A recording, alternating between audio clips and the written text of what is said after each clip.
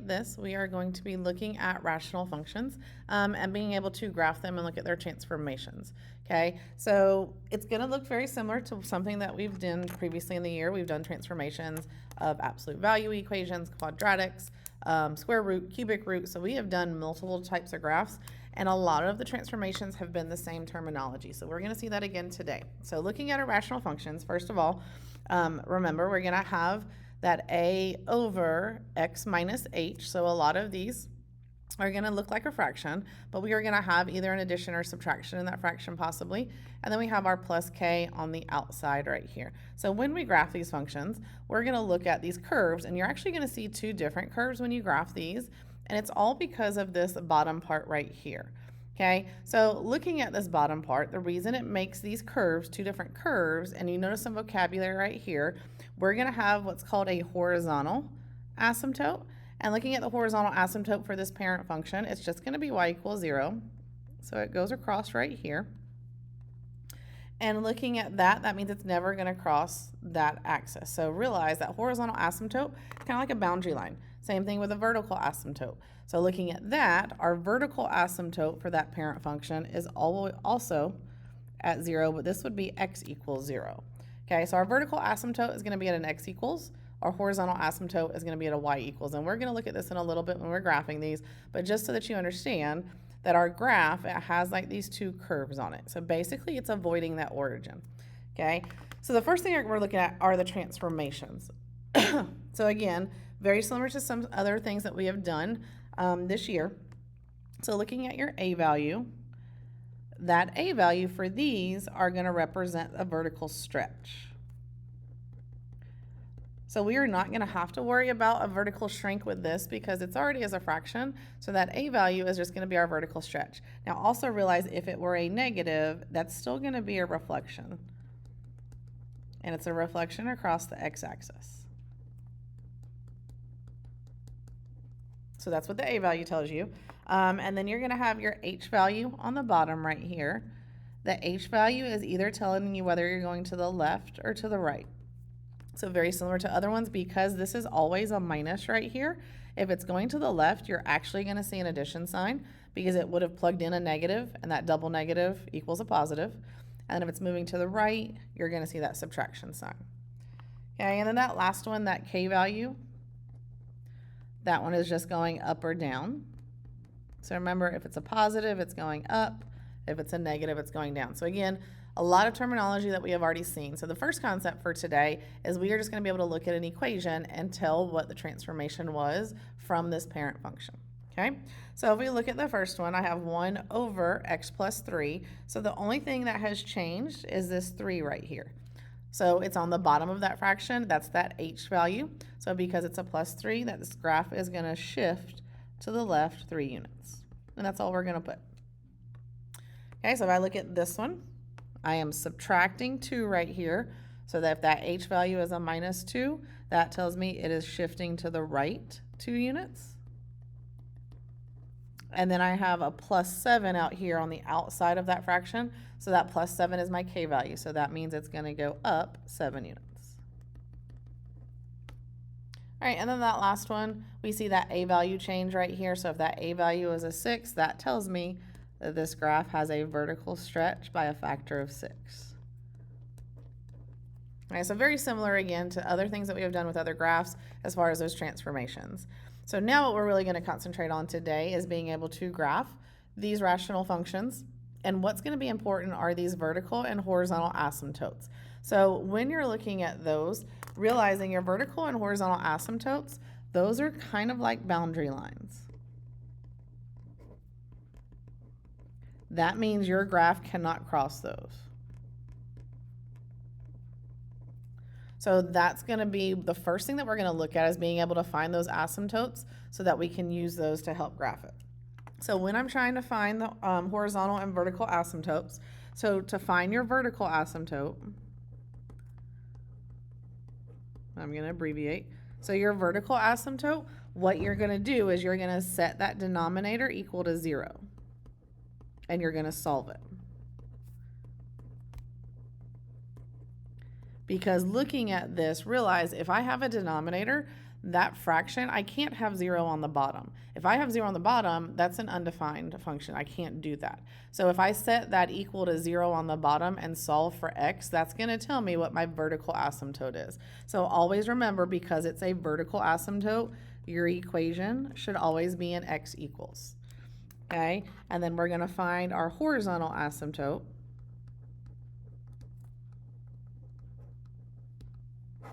And for a horizontal asymptote, it's actually just our k value in our equation.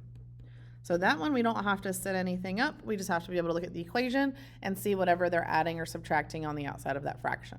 Okay, so that's just our k value. Because it's the horizontal asymptote, make sure we're going to have our equation as y equals. Okay, so these are the two most important things that we're going to be able to find. Once you find these two things, when you create a table, the thing that you're going to be looking at is that vertical asymptote. So when I create a table, I am going to pick 2 points on both sides of that asymptote, that vertical asymptote, to create that table and give me some good points to graph. So when you create a table, pick 2 points on both sides of that vertical asymptote.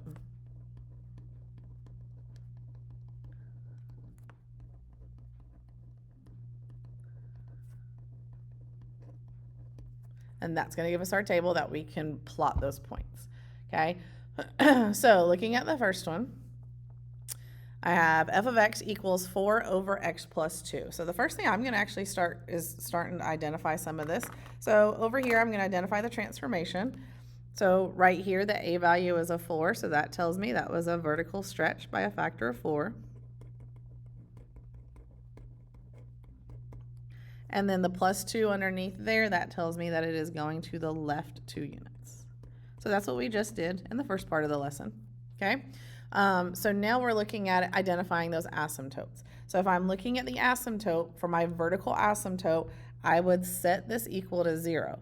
So if I look at my vertical asymptote, if I set this equal to 0, if I get x by itself, I'm just going to subtract 2. So that means my vertical asymptote is at x equals -2. So I am going to go ahead and graph that one. So I'm going to go over to -2 and put a vertical line through that -2. That tells me that's one of my boundary lines.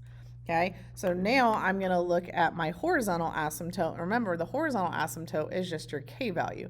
It's whatever you're adding or subtracting outside of the fraction. I'm not adding or subtracting anything, so that means my horizontal asymptote would just be at 0. So I'm going to go ahead and graph that one as well. So that's the first two things I'm going to put on the graph, sorry, are my asymptotes, okay? So remember, the vertical, set your denominator equal to 0 and solve it. Horizontal, it's just whatever you're adding or subtracting on the outside of the fraction. So now I can go ahead and create my table. So remember, I said I want to create a table by picking 2 points on both sides of that vertical asymptote. So looking at this, if I'm going to create my table over here, and I know my vertical asymptote we just said was at -2. So I'm going to pick 2 points on both sides of this. So I'm going to pick the -4 and -3, and then I'm going to pick -1 and 0, because I know this one right here is my asymptote. So I picked 2 points on both sides of that. So now, remember, I'm just going to plug this in for x. So, and we're going to start to do a little bit of mental math, but just to make sure you understand, I'm plugging in -4 for x. So if I do -4 plus 2, I get -2, and 4 divided by -2 is -2. I'm going to do the same thing with a -3. So now I'm going to plug in a -3. So if you need some scratch paper to plug this in, that's fine. So I would do -3 plus 2, which is -1. 4 divided by -1 is -4. And again, remember, that's my asymptote, so I don't need to find anything there. So then I'm going to plug in a -1. -1 plus 2 is a +1. 4 divided by 1 is 4. And then the last one, plug in a 0. So that would give me 4 divided by 2, which is 2. So these are the points I'm going to graph. So I'm going to go over to -4, and then down to -2, over to -3, and then down 4. So realize these 2 points on this side of the asymptote is going to give me like this bottom curve. The other 2 points on the right side of the asymptote would give me my other curve up on top right here. So when I connect these, I'm just going to connect them. Remember, I don't want to cross that, so I'm just going to curve it when it gets to those asymptotes. So that would be the first curve. Okay, the other side of that, I'm going to go over to -1 and up 4. And then start at 0 and up 2. And again, I'm just going to curve it when it gets those asymptotes, because remember, those are boundary lines. That's what it's not going to cross. So that's how we're going to graph them. Okay, transformations, we can just identify those from the beginning. And then asymptotes, we want to go ahead and find those asymptotes, because now I can make a table, and on that vertical asymptote, I'm going to pick 2 points to the left of it and 2 points to the right of it. Okay, quick review, domain and range. This is stuff that we've talked about all year. And you're going to start to see a pattern here. So if I look at the domain of this graph, realize it is broken up because it's not going to cross right here.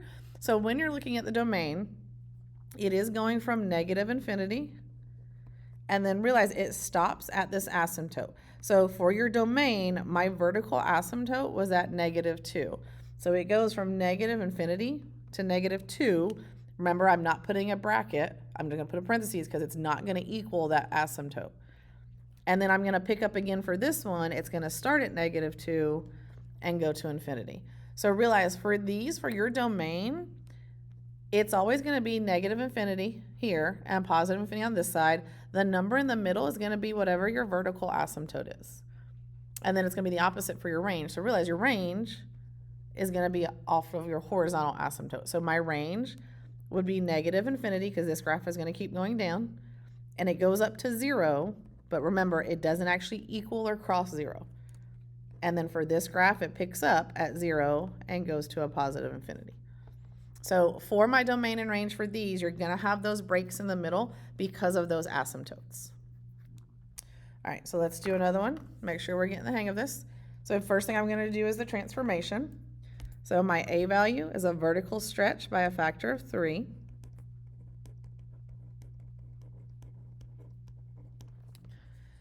And then I don't have anything on the bottom of that fraction, but I do have a +1 on the outside. So remember, that outside number tells me that I'm going to go up 1 unit.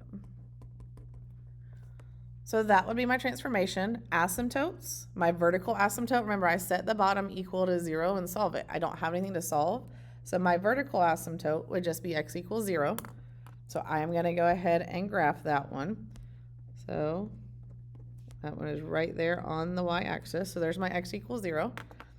And then looking at this, my horizontal asymptote, remember, is my k value. So that would be 1. So I'm going to go up to 1 on the y-axis and draw a horizontal line. So again, those are the two most important things to find first. Now that I have those, I can go ahead and create my table. Okay, so remember, my vertical asymptote is at 0. So I want to pick 2 numbers to the left of that and 2 numbers to the right of that. So this is my asymptote in the middle. So I'm picking 2 numbers on both sides of that asymptote. So now looking at this, if I plug in a -2, I'm going to have 3 divided by -2, which is a -1.5 plus 1. So that gives me just a -0.5. Now I'm going to plug in a -1. 3 divided by -1 is -3. -3 plus 1 is -2. Remember, this is my asymptote, so I skip over that. So now I plug in a 1. 3 divided by 1 is 3, plus 1 is 4. And then here, if I plug in a 2, 3 divided by 2 is 1.5. 1.5 plus 1 is 2.5. So I do get some decimals. That's fine. Remember, when we graph with those decimals, it's just going to be in between the lines. So like when I'm here, I'm going over to -2, and then I'm going to go down a half. So that just means that point is in between those two lines. Okay, I'm going to go over -1 and down 2. So that would be the curve on this side of the graph. So remember, you just curve it when you start to hit those asymptotes. Okay, on this side, I'm going to go over 1, up 4. And then over 2, and then up 2.5. So again, just kind of in between those two lines. So when you connect those, you get your curve there. Okay, so now looking at my domain and range, remember, we can look at the graph, but we said it was a set pattern. Domain, I'm going to look off of my vertical asymptote, so that would be from -infinity to 0, and 0 to positive infinity. My range is off of my horizontal asymptote, so that would be -infinity to 1, and then 1 to a positive infinity. Okay. So we're going to graph one more just to make sure you guys understand this. So this one, you have a couple different transformations. So looking at this one, that A value does tell me it's a vertical stretch by a factor of 2. The -3 on the bottom in that denominator tells me that it is going to the right 3 units. And then the 4 on the outside, that +4 tells me it is going up 4 units. Okay, so now looking at those asymptotes, my vertical asymptote, remember, I would set this equal to 0 and solve, and that's going to give me a +3. So I'm going to go over to a +3 and draw my vertical line, my vertical asymptote. Okay, then I'm going to do my horizontal asymptote. Remember, it's just your K value, so that ends up being a 4. So I'm going to go up 4 and draw my horizontal line right there. Okay, so that gives me my vertical and my horizontal asymptote. Now I can make my table. Okay, again, my asymptote, my vertical asymptote's at 3, so I want 2 numbers to the left and 2 numbers to the right. So looking at this, I'm going to plug these numbers in. So if I plug in a 1, 1 minus 3 is -2. 2 divided by -2 is a -1. -1 plus 4 gives me a +3. And again, if you need scratch paper to do this on, that's fine. So if I plug in a 2, 2 minus 3 is -1. 2 divided by -1 is -2. -2 plus 4 is a +2. Skip over the vertical asymptote. So now I'm plugging in a 4. 4 minus 3 is 1. 2 divided by 1 is 2. 2 plus 4 gives me the 6. And then the last one, if I plug in a 5, 5 minus 3 is 2. 2 divided by 2 is 1. 1 plus 4 gives me a +5. So there's my numbers that I can graph. So I'm going to go over 1 and up 3. Over 2, up 2. So realize this gives me my first curve on the bottom there. And then over here, I'm going to go over 4, up 6. And then over 5, up 5. So there is my second part of the graph. Okay, and again, domain and range. Domain is going to be that -infinity to 3, and then 3 to +infinity.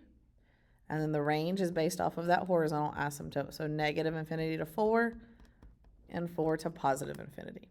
So again, graphing it, most important part, make sure we can identify the vertical and horizontal asymptotes because that's going to help you create that table. Okay, last little bit is just basically doing the exact same thing we did, except without graphing it. Okay, so we're going to do a couple of these just to make sure you understand that you don't have to graph it in order to find that domain and range. So like if I look at this one, your A value tells you it's a vertical stretch by a factor of 2. The 6 on the bottom tells you it's going to the left 6 units, and this one is telling you it's going down 1 unit. Okay, so there's your transformation. If I ask you for your asymptotes, my vertical asymptote, and I'm abbreviating. So remember, vertical asymptote, I would set the denominator equal to 0 and solve.